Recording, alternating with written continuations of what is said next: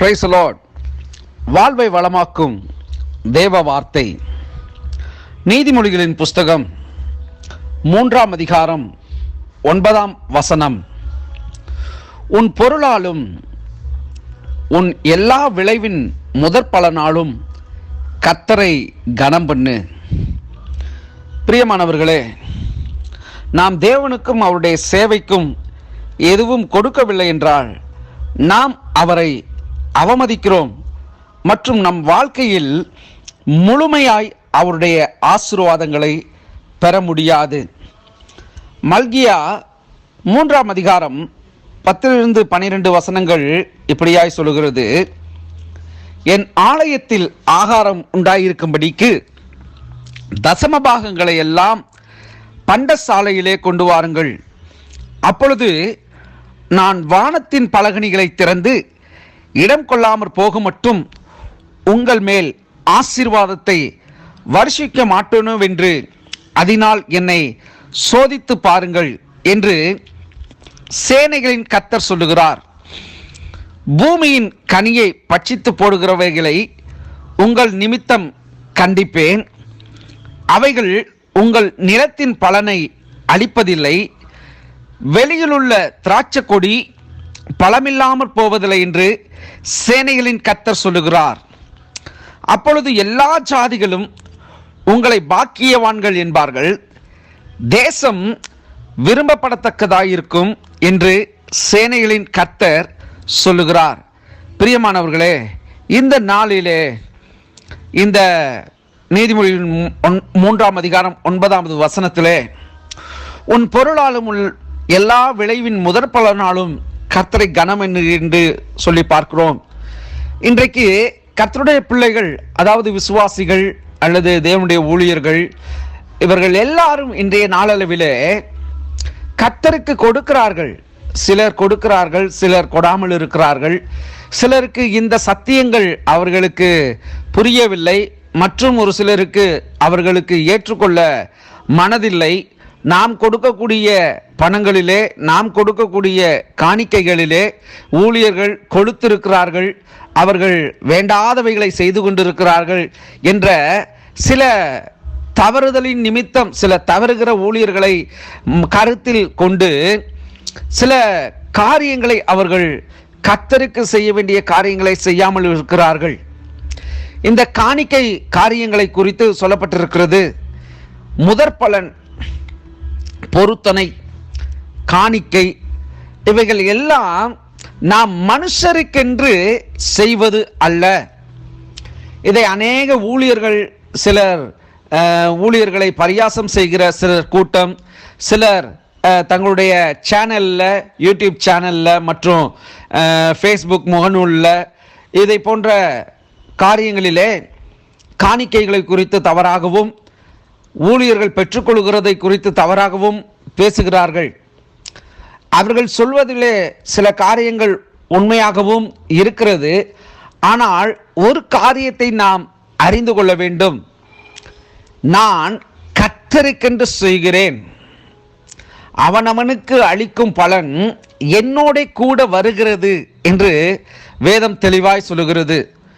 ஆகவே பிரியமானவர்களே, ஒரு சபையை நடத்த வேண்டும் என்று சொன்னால், ஒரு ஊழியத்தின் காரியங்களை செய்ய வேண்டும் என்று சொன்னால், பொருளாதாரம் என்பது மிகவும் அவசியமான ஒன்றாய் இருக்கிறது.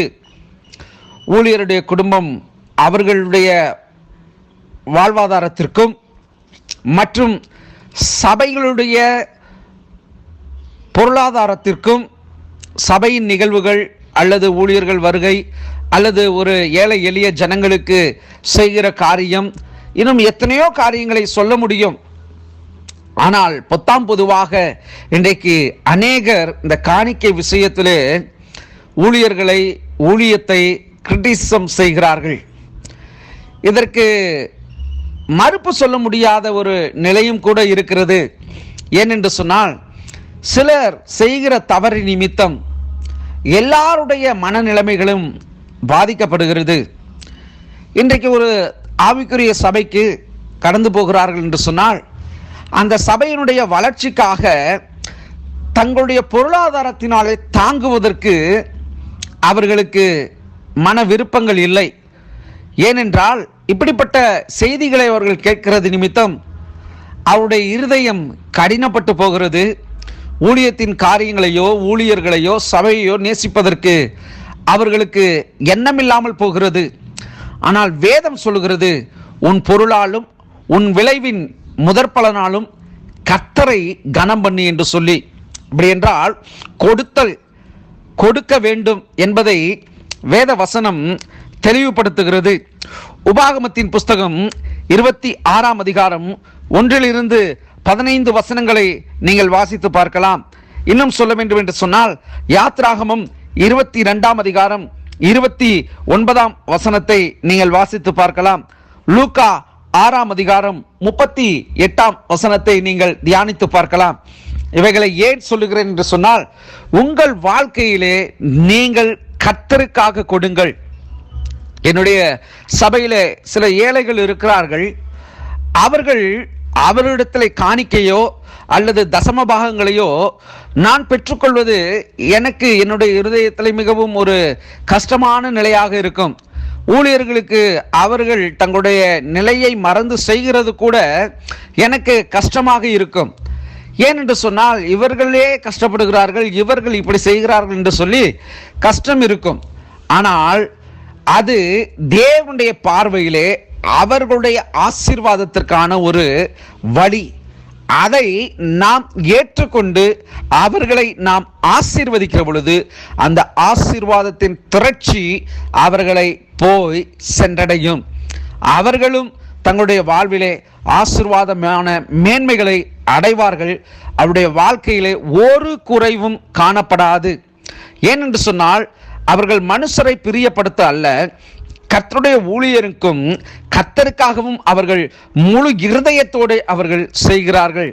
அப்படிப்பட்ட நிலையில் காணப்படுகிறதான அந்த காணிக்கைகள் நிச்சயமாக கொடுக்கிற மனநிலையை பொறுத்து அவர்களை தேவன் பன்மடங்கு அவர்களை ஆசீர்வதிக்க வல்லமையுடையவராயிருக்கிறார். இந்த நாளிலே நீங்கள் கர்த்தருக்காக விதையுங்கள். உங்கள் வாழ்க்கையிலே ஒரு குறைவும் இராதபடிக்கு நீங்கள் சகலத்தையும் பெற்றுக்கொள்வீர்கள். குறைவுகள் உங்கள் வாழ்க்கையில் காணப்படாது, எல்லாம் நிறைவாக இருக்கும். உங்களுடைய பாத்திரம் நிரம்பி வழியும். உங்களுடைய மாப்பு செய்கிற தொட்டியிலே மாவும் என்னையும் அது புரண்டோடும், அது நிரம்பி வழியும் என்று சொன்னால், கர்த்தருக்காக நீங்கள் செய்கிற ஒவ்வொரு காரியத்தையும் அவர் மறுபடியும் உங்களுக்கு அவர் திரும்ப செய்கிறவராய் இருக்கிறார். நிச்சயமாக நாம் பெற்றுக்கொள்வோம். கர்த்தர் தாமே நம்மை ஆசீர்வதிப்பாராக. God bless you.